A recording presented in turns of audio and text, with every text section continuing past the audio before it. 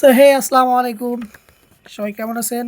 আলহামদুলিল্লাহ আমি ভালো আছি, আপনাকে দোয়াই। সো আমি কিছু সরাসরি কথা বলে আপনাদেরকে মূল ভিডিওতে চলে যাই। সো কোনো একটা খেলোয়াড়ের সামনে আপনি খেলা প্র্যাকটিস গেমস প্র্যাকটিস করতেছেন। আপনি যদি ভুলও করেন সে আপনাকে ভুলটা ধরে দিয়ে বাট আপনার সমালোচনা করবে না। ফার্স্ট কথা গেল।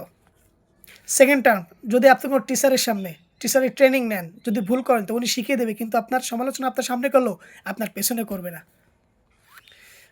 ৩ নাম্বার কথা, যদি কোনো টেকনিশিয়ানের সামনে আপনি ওই কাজটা করতে যদি একটু ভুল করেন তো উনি শিখিয়ে দিবেন, সমালোচনা আপনার সামনে করবেন, কিন্তু আপনার পিছনে করবে না। ৪ নাম্বার, যদি আপনি আপনার লাইফে ধরেন উদাহরণস্বরূপ এসএসসি বা জেএসসি, পিএইচসি অথবা পিএইচসি তো আগে ছিল, অথবা আপনার ইন্টারে এক্সামে ফেল করছেন, বাট আপনার টিচার আপনাকে বলবে আরেকটু ভালো করে চেষ্টা কর, তুই পারবি, তোদের বিশ্বাস ইনশাআল্লাহ।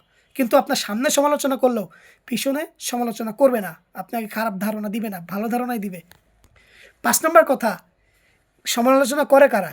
যাদের কাজই সমালোচনা করা, যাদের কাজই চায়ের দোকানে বসে পড়ে অন্যের পিছনে কাঠি লাগানো, এমন লোক থেকে দূরে থাকুন।